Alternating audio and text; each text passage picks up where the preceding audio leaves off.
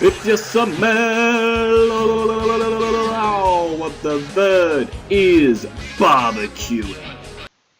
G'day jabronis, it is TheVerd, back here with you again for our week 4 match of the CPC. It's currently almost 7 in the morning. I got up at 6 to go to the toilet and then realised that Volume would probably be online, and I said, hey man, you want to do a week 4 match? And yeah, it happened. So, off of last week, feeling a lot better. Just with myself and like, everything in general. Like, these things happen. I said I was going to bounce back, and I plan to in this game. It's going to be tough though. Volume's team is very scary. So the 6 that he brought though was Entei, Megamedi, Sylveon, Hydreigon, Jirachi, and Donphan. I was very surprised not to see Articuno. I thought I actually had a really good matchup here against my team, especially as a potential D-Knight check. It was really solid. I was also very surprised not to see Superior. I felt, you know, since we was able to outspeed the majority of my team barring Weavile, it was really solid, but I guess the fear of Weavile kind of set him off. At this point, I figured he would bring like Entei, but it had to be like a Fizz Death variant because Normal Banded Entei is not going to check Weavile plus Victini, whereas like a bulkier Entei might be able to. Kind of expected like maybe a Scarf or offensive Hydreigon because it does kind of break a lot of my team. Maybe like a Tailwind one because that can. Well, it doesn't really stop Whimsicott either because I could just have Encore. So I don't really know what he's going to run with this. I expect like a Fizz Death kind of Sylveon because Sylveon is basically his best Terrakion check. Terrakion can kind of beat Donphan just fine. Probably most likely a Scarfed or Wishrachi, one of the two. And then just, it's Mega Better Jam. You just quick high jump kick a lot of the time. I did have a Rotom, so I was hoping maybe because I had a Rotom on my roster, he would consider not running high jump kick and running Drain Punch, which for a lot of my team is really nice. Like for Victini, Galvantula, stuff like that, they can switch into Drain Punches a lot easier than high jump kicks. So regardless, basic team that I have here, this Victini set is basically the creation of a Flying Bird. I will give him all the credit for that. He basically came up with this idea for an AV Victini in this matchup because it hits, it takes a Specs Draco and Specs Dark Pulse on Hydreigon if need be, and the big kicker is that it is AV with mixed attacking potential, so it's got D-Gleam and Psychic to hit things like, you know, Hydreigon, the Meditam, and especially physically defensive Entei. Hits that really hard, which is really nice. I do need that. Well, when I say really hard, it also is a move that won't take Helmet Recoil, so that's important. And then my two offensive, like physically offensive moves are Flame Charge and V-Create. They work really well together because since I'm running webs on Galvantula, a lot of the time if I keep Victini at its neutral speed, which is obviously max speed, so I can speed tie with Medi. It was mainly the speed tie with Scarfrachi under webs. I can basically Flame Charge up against something, then V-Create and then get back to neutral speed and still outspeed most of his team under webs, so that's really nice. Bring in a bulky bulky Shukaberry. Now Shukaberry needed. The reason with Shuka was because my basic premise was this is Stealth Rock and Toxic Spikes, because I realistically only needed Ice Beam plus Earth Power to cover his entire team. Now, it seemed very crazy not to run that kind of coverage for Sylveon, but I figured I could kind of threaten it with a potential Poison move, and force it out into other mons to kind of be a bit fearful of it. And T-Spikes, they're just a really slow move, and then Shuka was there because that way if Donphan comes in as a sort of a hazard, unless he's like very, very bulky AV, Ice Beam will always 2 KO, and because I have the Shuka, I can take on Donphan just fine. Even like a Custap variant, I can take a hit from, it just depends if he is Custap, so I just got to play around it. But then I got Z-Fly D-Knight, it just like, it destroys his team. If I weaken Donphan, if I weaken Sylveon even like slightly, Sylveon just dies to Adamant plus 1 Z-Fly. That's why I was also thinking like, even if he brings Articuno, it's not going to be stopping me, because like, Z-Fly just destroys him, like his entire team just drops to +1 D-Knight under webs, so that was definitely a late game win con for sure. I got a really interesting Weavile set. Basically this Weavile set is Babiri Berry, but it's like adamant nature. The whole premise behind this though was it's not pressure, it's actually pickpocket, and the reason for that is because if he is a Scarfrachi and I can't get my webs up, because the other thing with webs that I had to be careful about was Superior. If I set up webs and Superior's on his team, I basically give Superior a free choice Scarf. So not exactly ideal since my only real superior check is Teeny plus priority Ice Shard from Weavile and priority E-Speed from Dragonite, so not exactly ideal there since my main 3 checks also get wrecked by rocks. That was the thing, I was very tempted to drop Terrakion and replace it with Mega Stoice, because obviously Stoice can spin, pressure the Entei, and against most of the team could take it on pretty well, but I kind of decided against it because looking at the matchup, he didn't really have a good track switching, and the two things that can best come in against Terrakion, Sylveon and Donphan, if I can weaken those things, then it opens the door for things like Dragonite and Teeny to sweep. So not Teeny, Teeny basically to sweep. So I felt it was more important in this matchup here. But yeah, the Weavile set is Babiri Pickpocket. It's kind of twofold. So I have Protect on there as my last move because I didn't really need Pursuit. It wasn't really that necessary. And I figured I could run Protect to scout for Fake Out or Bullet Punch or Medicham. Adamant BP with my Babiri Berries only doing 40%.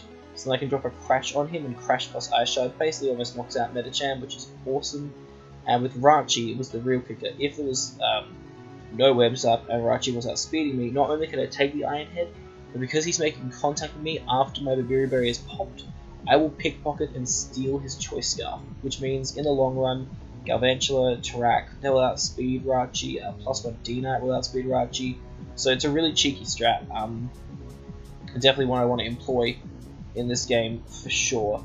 And then Terrakion, like I said, is Double Dance with Lumberry. Basic premise is this is my Entei switching, as well as just being an offensive thing, because I was finding in mocks that a lot of times my opponents would just try and sack off mons against me. So instead of having Poison Jab on there, I decided to go with Rock Polish, because sometimes like I want to just SD up and just blow something away. Like late game, I can just SD up and blow something away. Or there's other times where I know a sack's coming, so I can just Rock Polish up and then outspeed, like Scarf Rachi, or Scarfed like basically anything that's Scarfed. But yeah, in hindsight, I think Blastoise would have been a better fit in this position overall. But yeah, that's just hindsight 2020. And then finishing it off, we have a Galvantula here, really solid. It's got a little bit of bulk in there, but it's a Webs +3 attacks E-Belt. I guess Energy Ball, Volt Switch, and Bug Buzz basically just covers this entire team. And Webs, like I said, if he doesn't bring Superior, they are very good. I have a multitude of ways to pressure the Evolving Daylights out of the Donphan. So the basic premise was if I can get my hazards up, then I can easily wear down his team and to get the win. But yeah, in hindsight, maybe Blastoise over Track. But regardless, we're going to get into this game because I've been talking for like 7.5 minutes. But I'm going to lead Weavile, he leads Medicham. I'm going to go for Protect. Reason is Scout, as he just go for the Fake Out. Now, on this turn, I make... my cat is crying, give me one sec. Alright, well, that was interesting. Anyway, basically, protecting there was the Scout, either the fact that he has the Fake Out or that he has the Bullet Punch. Either was kind of fine in that situation. So this turn, I want to go for Crash. It's kind of twofold. One, as you can kind of see, my team doesn't have a Medicham switching, and so Crash is doing about 62 min, and 62 min is great because basically that means that Track is knocking it out with CC, Galvantula is just killing it with any move, it's in E-Speed range. Basically it puts Medicham at a point where the only thing on my team theoretically that it can pressure is my Nidoking. So that's really solid for me because a lot of times Medicham's never coming in free against Nidoking, so it's going to cost him, and I can just sack Nidoking and then my entire team pressures this Medicham if he lets me go for this Crash. And the other reason is kind of, if I get the flinch on Medicham with the Crash, then it just puts me in an even stronger position. I could have gone for knockoff predicting Entei, but at the same time, I'm glad I didn't. I think I made the right play at the time. If he had Drain Punch, it would have sucked, because then my Crash would have been like kind of useless. That's why I was like a bit fearful, but it was also like, in this matchup, Weavile is very, very good. But it was also, at that point, my only play. I wasn't willing to switch in anything else on this this Medicham. And as great as Weavile was, I felt that there were other elements my team could win. For instance, like if he Drain Punches here and kills me, I could just go straight into my D-Knight and basically get a kill. Because I can just DD up. If he Ice Punches, cool, I can easily take it, and then I can just, go straight for the fly, knock this out, knock anything else on his team out. Like, Rachi, if it's Scarf, might be able to flinch me down, but at the same time, like, I was actually really considering, as dumb as it sounds, I was potentially considering being Inner Focus D-Knight so I could DD up another time against Rachi if I was near full health and he wanted to try and catch me. But I can't decide against it. But regardless, I'm going to go for Crash. As he is going to go out to Entei, and from this damage, I can clearly see that, yeah, the Crash does literally nothing, and that tells me that he's very, very bulky. So my play 110% here is Terrakion. I'm very surprised that he chose to go for a Bulldoze here. The reason why Bulldoze is very surprising is because if I was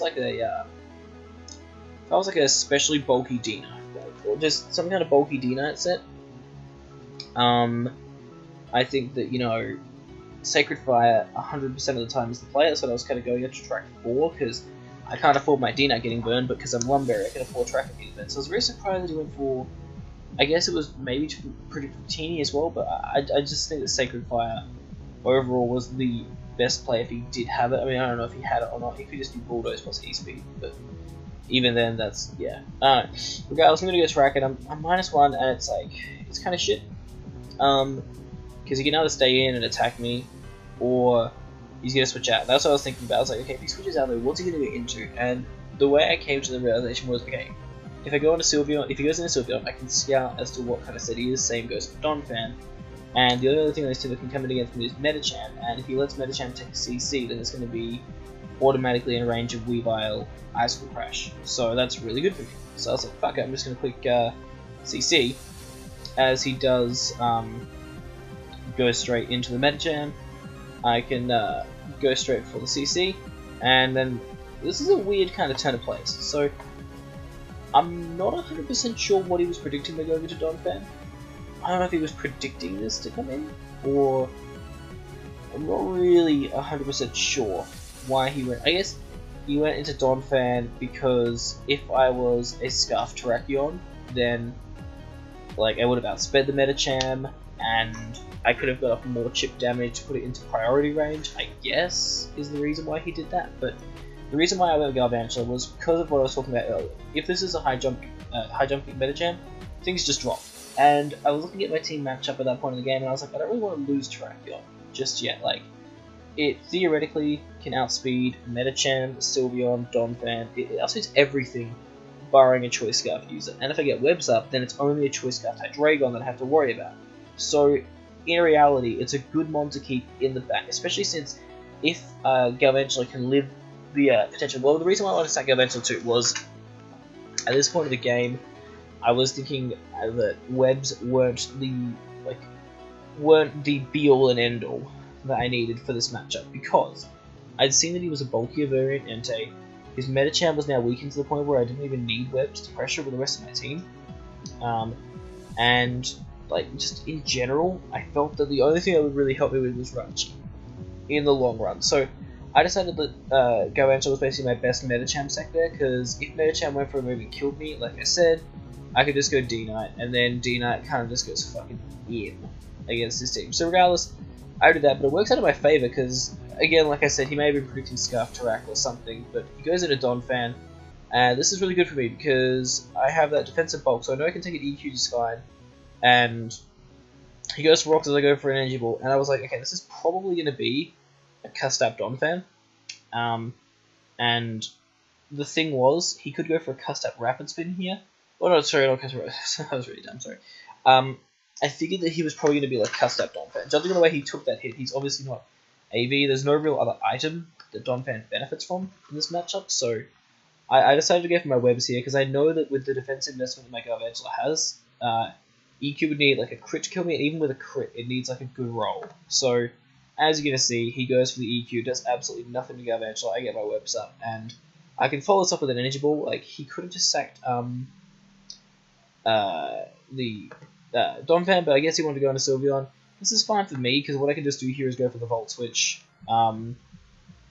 and go into my Nidoking as he goes to the Wish. Now, this Nidoking, like I said, does not have Sludge Wave. It has Earth Power, Ice Beam, Toxic Spikes, and Stealth Rock. But the thing is, he knows that it could, and I was looking at this matchup and thinking, like, okay, is there any reason for this Sylveon to stay in? And I thought about it, and the problem for him was, I was looking at his best Nidoking switches here, and I was thinking, well, maybe Hydreigon can come in here, potentially. And if Hydreigon comes in, there's no point Ice Beaming because he'll basically get all of his health back. I figured maybe he could go Rachi, but at the same time, like, it's definitely, I mean, I figured maybe Rachi could come in.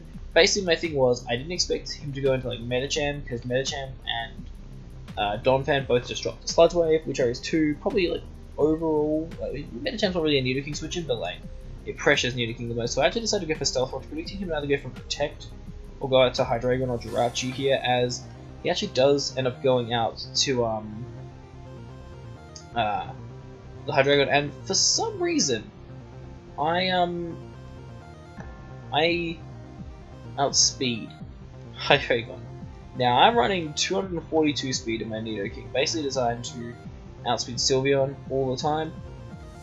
So, I don't know, like, I don't really understand why he was so slow.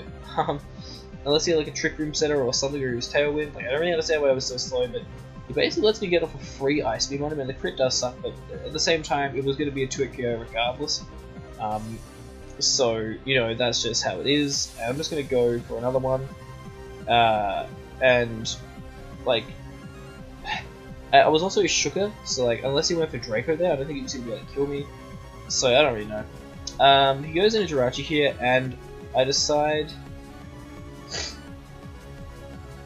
to go into my Galvantula sack. Reason being is because I'm very, very confident this is a Scarf Jirachi. And what I could do is just sack this off and then go straight to my Weavile, because if he stays in, and he turns out to be like Colbur, then that's fine, because I have Babiri, so I can 1v1 him here, which is cool. And if he is Scarfed, because of webs, I actually outspeed him, and I can just OCOM straight up with knockoff. And currently, he could go into Entei, but the problem with going Entei is he's going to be taking rocks plus a knockoff. So even if he is Rocky Helmet, it's just so neg for him to do that. So I figure knockoff's my best play, because by far his most ideal play here is just sacking off Hydreigon, which is exactly what he does.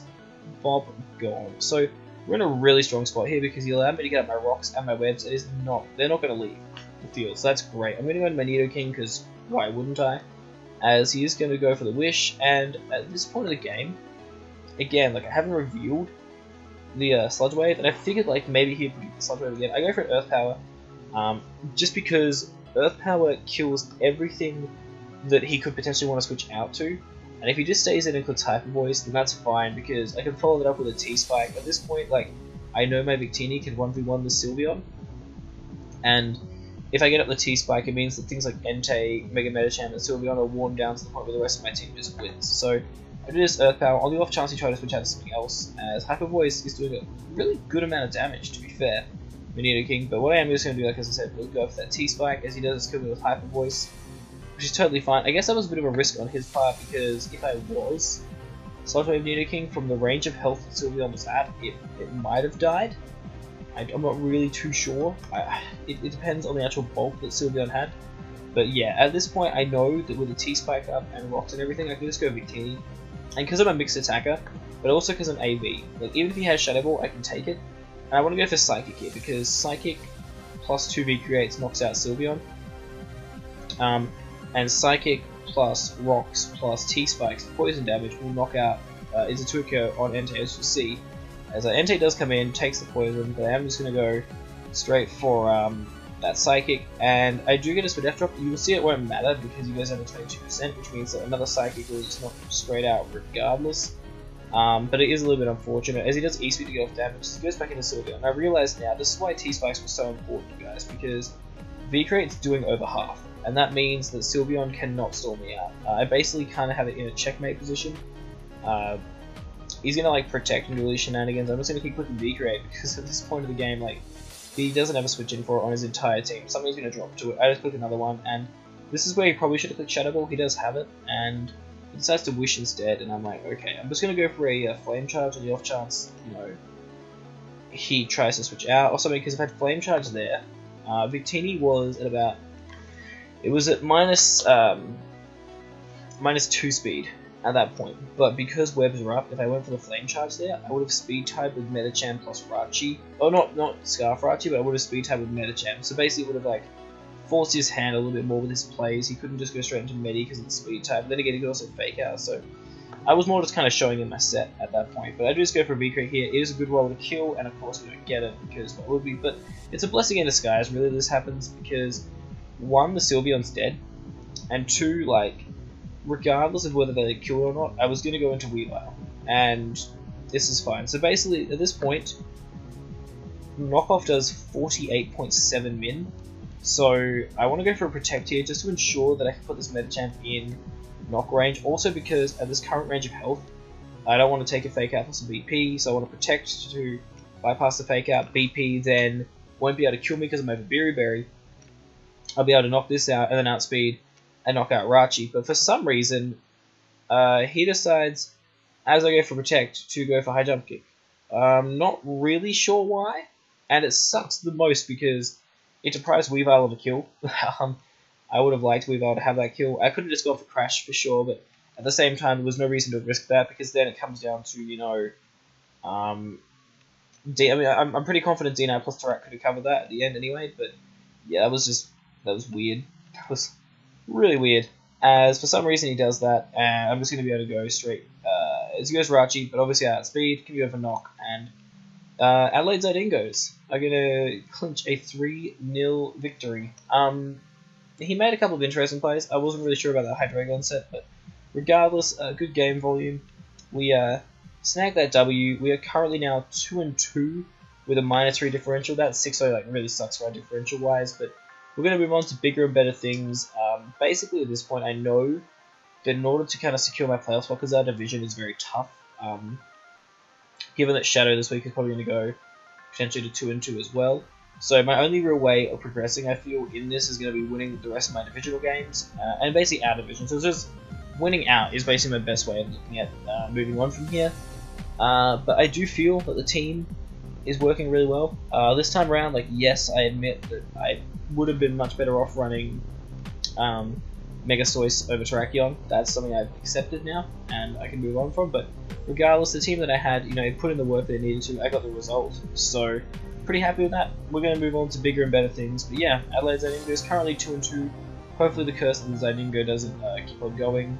We probably, at this point, I think should be 3-1, but at the same time, in my eyes, we should be 4-0. So that's just on me, and we'll recover from here. But I hope you guys have enjoyed. If you have, you know, like this video, subscribe, all that good stuff, and we'll be back next week with some more fun CPC matches. But yeah, this is TheVerd, and I'm out.